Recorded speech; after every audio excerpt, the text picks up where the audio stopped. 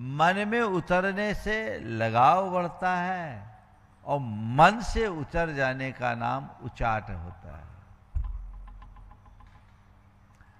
अब ये उचाट सकारात्मक भी है और नकारात्मक भी है।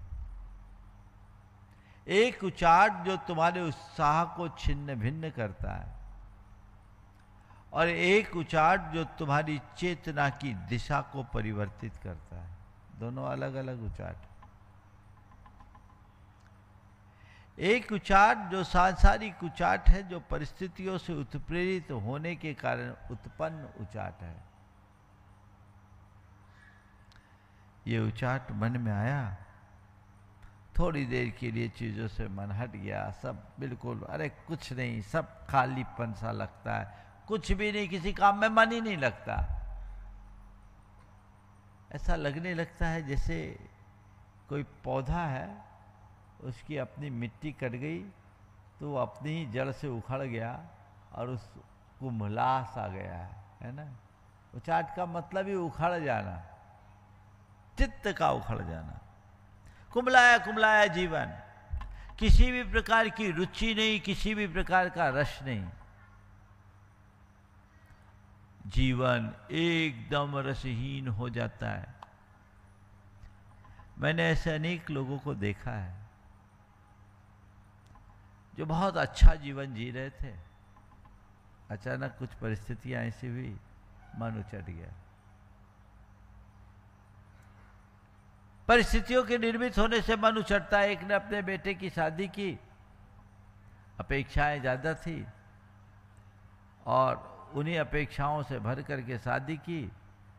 बहू आई, अपेक्षा के अनुरूप नहीं निकली, मन उचट गया, मन उचट गया।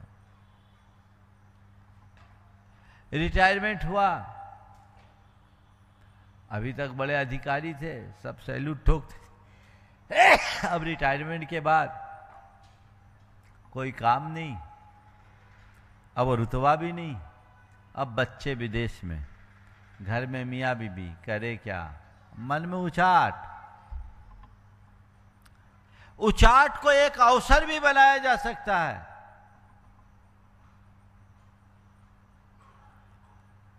तो उचाट हमारे जीवन का अभिशाप भी बनता है। ज्यादातर लोग नकारात्मक दिशा में जाते हैं।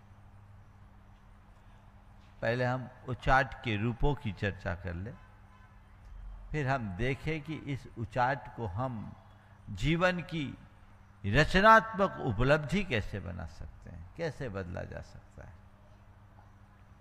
उचाट अनेक रूपों में आता है। सबसे पहला उचाट है संबंधों से उचाट। रिश्ते, नाते, परिवार, परिजन, सबसे मन का उचट जाना। किसी से कोई मतलब नहीं, अपने कमरे में सीमित रहना, अपने काम से काम ले रखना, न किसी से बोलना, न चालना, न पूछना, न सुख दुख से कोई मतलब रहना, एक साथ रहना पर एक दूसरे से दूरी बना के रहना। होता है? कोई मतलब नहीं, जितना काम है सो कर लिया, सो कर लिया। इससे क्या होता है? अपनों ही के बीच, अपनों के बीच में ही एक अदृश्य सी दीवार खड़ी हो जाती है। दिखती नहीं पर गैप है।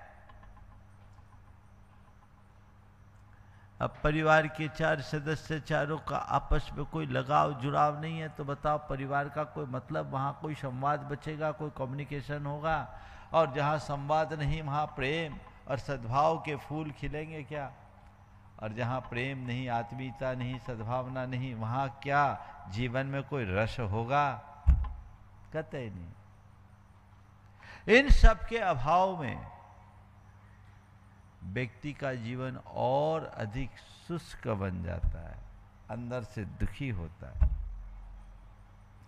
ये उचाट का एक रूप है। दूसरा रूप है कार्यों में उचाट आना। कोई काम में मन नहीं लगना, ऊब जाना, थक जाना, अरे अब क्या करे, कौन करे, मन उछट गया, जी उछट गया, अब करने का मन नहीं करता, कुछ करे नहीं, कर भी ले तो अनमने भाव से करे। संत कहते कोई भी काम करो तो उस काम को काम मानने की जगह अपनी पूजा मान करके करो।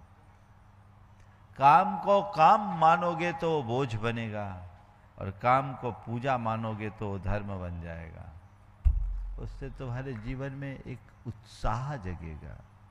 लेकिन काम करते करते अक्सर लोग थक जाते, उचाट आती। एक बार एक बहन जी ने मुझसे पूछा, इसी भोपाल में 1995 में पूछा था, बोला महाराज जी आप लोग ऊबते नहीं हैं? सीधा सीधा पूछा, आप लोग ऊबते नहीं हैं? बोले क्या मतलब?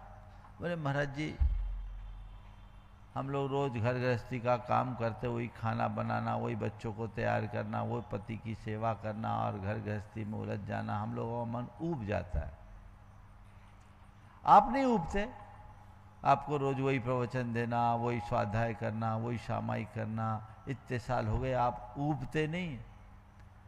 मैंने कहा जो अपने में डूबा रहता है वो कभी ऊबता नहीं। ऊब से बचना चाहते हो तो अपने में डूबना सीखो, डूब जाओ। तुम्हारे और हमारे में बड़ा अंतर है।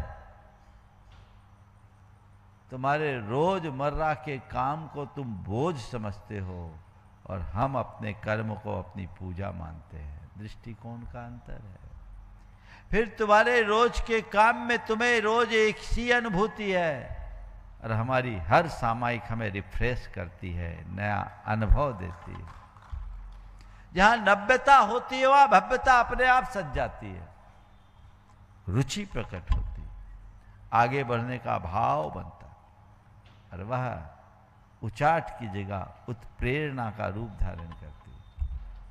उचाट की जगह उत्प्रेरणा, जिन चीजों से उचाट आए वहीं उत्प्रेरणा भी जग सकती है, जो जीवन के व्यापक परिवर्तन का आधार बन सकती है।